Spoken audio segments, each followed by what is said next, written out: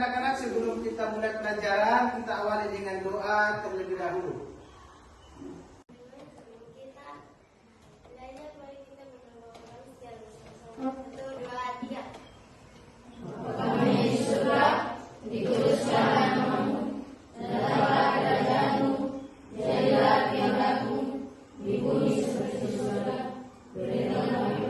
Oke, sebelum memulai pelajaran, Pak Guru akan absen terlebih dahulu.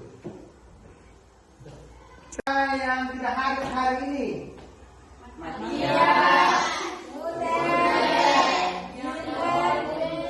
siapa lagi?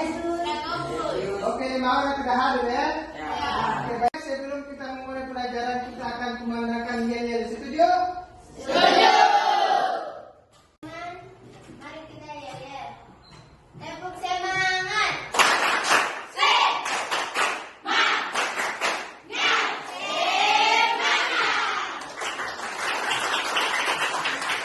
Baik anak-anak, pertemuan sebelumnya kita telah membahas tentang teks deskripsi. Masih ingat?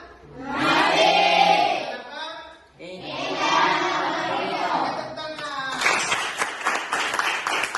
Oke baik, KD pembelajaran kita hari ini itu berada di KD 3.5 dengan 4.5.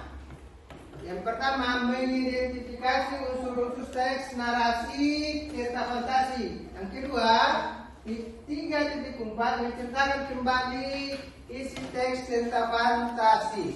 Tujuan pembelajaran kita hari ini adalah yang pertama, mengidentifikasi informasi teks cerita fantasi, kemudian menelaah struktur kebahasaan, kemudian menyusun teks cerita fantasi, selanjutnya menampilkan atau mempresentasikan tugas yang telah dibuat secara berkelompok.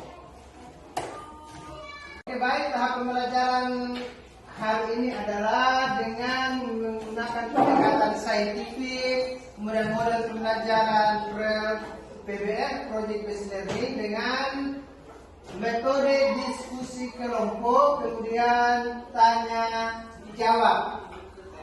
Kemudian tahap penilaian hari ini adalah ada penilaian tertulis, kemudian penilaian untuk kerja, hasil kerja kelompok. Begitu ya, untuk penilaian hari ini ya.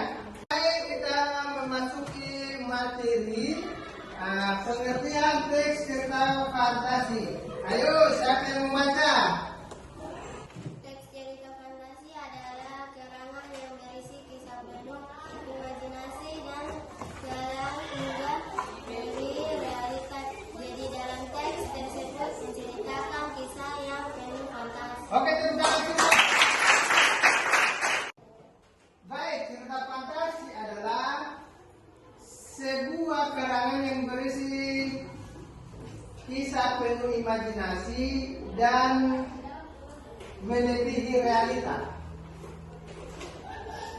Ciri-ciri cerita fantasi itu mengandung magic atau sihir, kemudian menggunakan peralatannya itu menembus ruang dan waktu, kemudian memuat keanehan-keanehan di dalam. Itu adalah ciri-ciri tentang teks cerita fantasi. Baik, sekarang Pak Guru akan jelaskan tentang struktur teks cerita fantasi. Struktur teks cerita fantasi ada 3. Yang pertama orientasi, kedua adalah komplikasi, dan yang ketiga adalah resolusi. Orientasi adalah penggambaran tokoh di awal. Jadi menggambarkan tokoh di awal, siapa tokohnya. Kemudian komplikasi adalah masalah yang akan dihadapi oleh sang tokoh dalam sebuah cerita.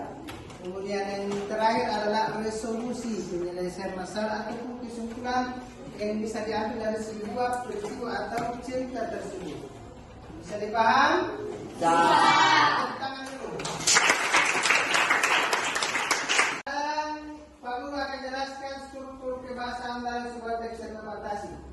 Dalam teks cerita fantasi itu mengandung kata hubung, kata pendungsip, penggunaan kata ganti orang seperti iya, dia, mereka, kemudian konjungsinya seperti kata di dan ke. Nah, nanti kita pelajari di dalam teks atau cerita yang nanti Pak Guru akan berikan. Bisa dipaham? Bisa. Terima kasih. Baik, dari penjelasan Pak Guru tadi, ada yang mau ditanyakan? Oke, baik. Welmina. Pak Guru, apakah semua yang ajar itu tersebut seperti Pak Guru, imajinasi itu apa? Oke, baik. Berikut Pak Guru akan tayangkan sebuah video tentang contoh teks cerita fantasi.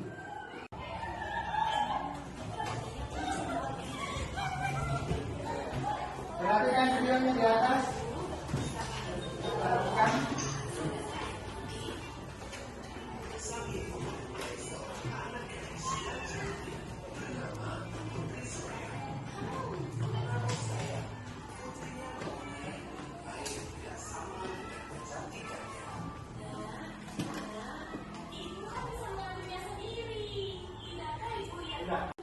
Oke, dari tayangan video tadi ada yang mau ditanggapi?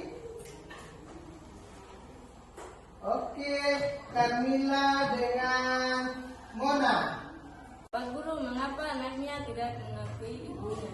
Pak Guru, apa yang dapat dipelajari dari cerita tersebut? Baik, sekarang Pak Guru akan bentuk kelompok. Pak Guru akan bentuk kelompok 1, 2, 3, 5 kelompok. Dalam satu kelompok terdiri dari 5 orang. Baik, anak-anak. Pak Guru telah membagikan LKPD masing-masing kelompok. Nah, berikutnya kalian akan mengerjakan 4 tugas dari LKPD tersebut, kemudian akan dipresentasikan di depan.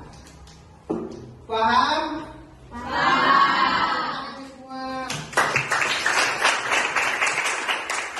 Oke, baik. Nah, nanti kalian akan menentukan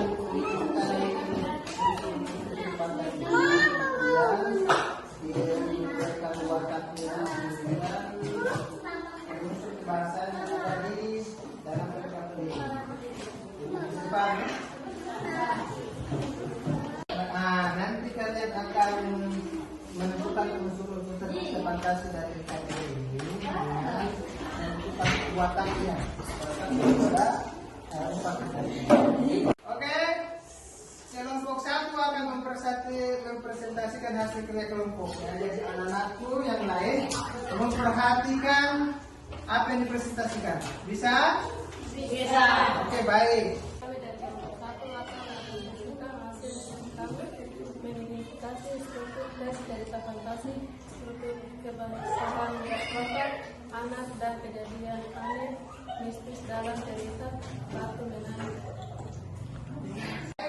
Kesimpulan dari materi hari ini adalah bahwa cerita fantasi adalah cerita imajinasi yang hanya dikarang oleh penulis semata, jadi itu tidak nyata.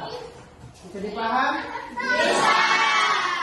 Baik, Pak Guru akan merefleksi pembelajaran hari ini.